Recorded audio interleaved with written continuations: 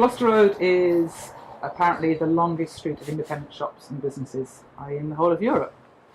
And my shop is a gallery and a shop of local artwork. It's all by local artists who can bring all their work to me on foot.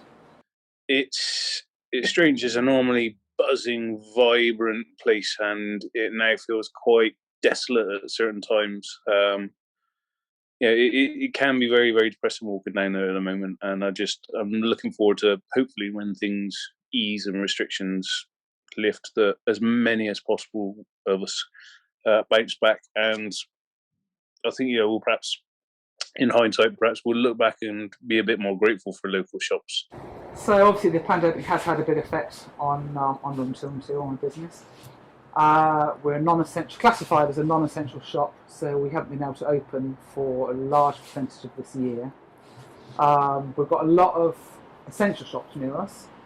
Zero waste shop, fruit and veg shop, bakery. So there's been a lot of people coming and supporting those shops the whole time through the COVID lockdown. So it means there's a buzz out there on Gloucester Road, even though it's a safe distance.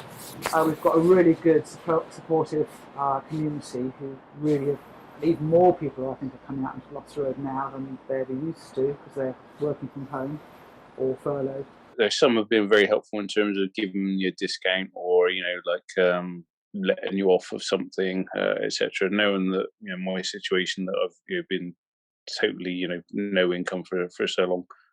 It's been very kind, very generous with certain individuals for sure. Obviously, I do talk about the situation because I'm trying to shine a light on the subjects to help others in my situation, and also I continue to help other local traders as well who have found it tough, some of them. So I always try and shop local wherever possible.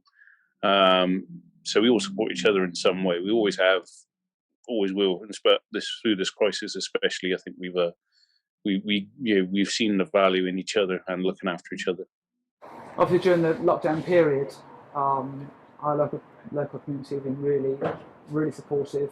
At Christmas time, it was amazing. It was like a cork out of the bottle when we were able to open our doors, because we had to close during November, and then we were allowed to open in December.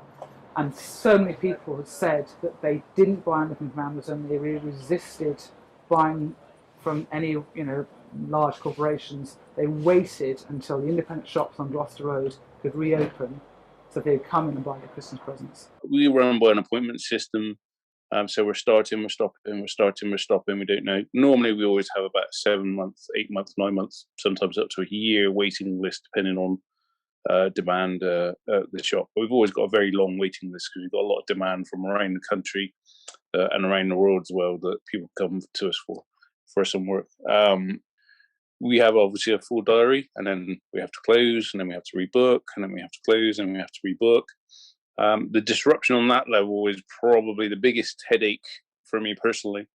Obviously, not having an income for 9 months has been hard, but juggling everyone's schedules and rescheduling them, that's been tough. You spend a lot of time in the diary, just it's a bit like Tetris, kind of moving things around. So it's maybe reassess how I want to run the business. People have had to gain a lot of patience, standing in queues at a distance, waiting to buy things.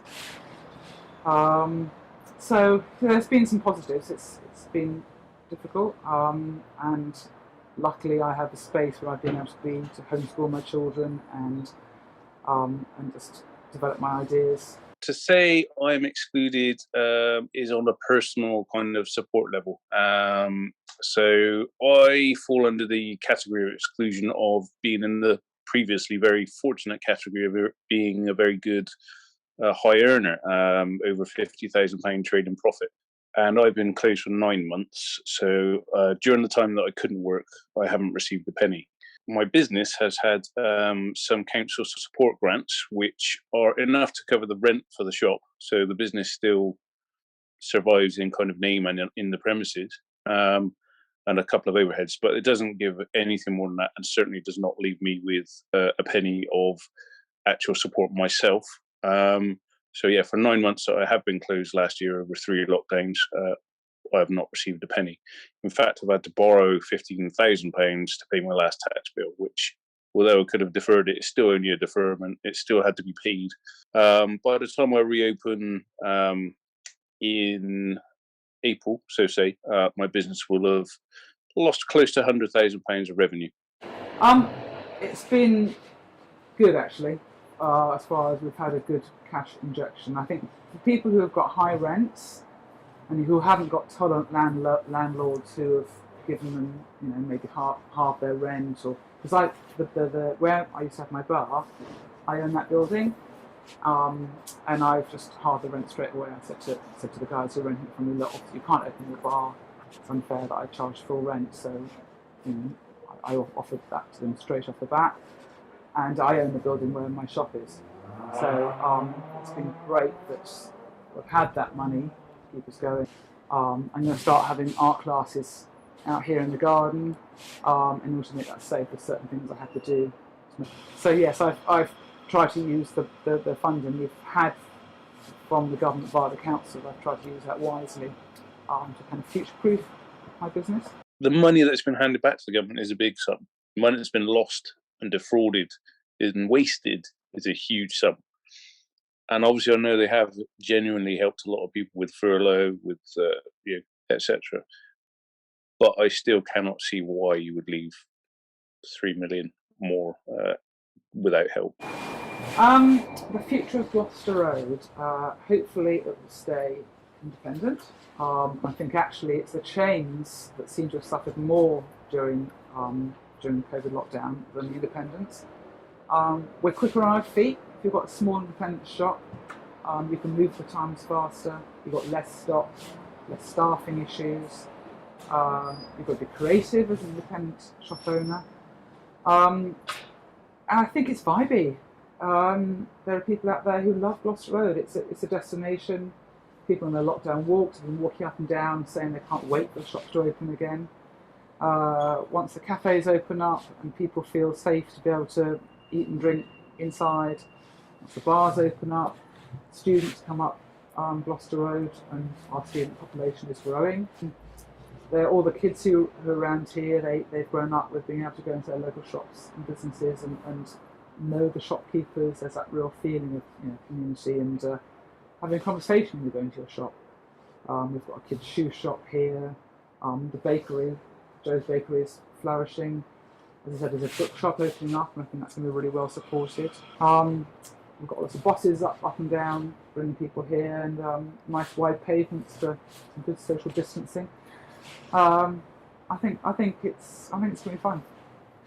We don't get holiday pay, we don't get sick pay, we have to pay our own pensions, etc. We put so much more in. It's not an easy ride that people think of it, and the attitude of a lot of people that I've seen in the group have said, never again, not going to risk it.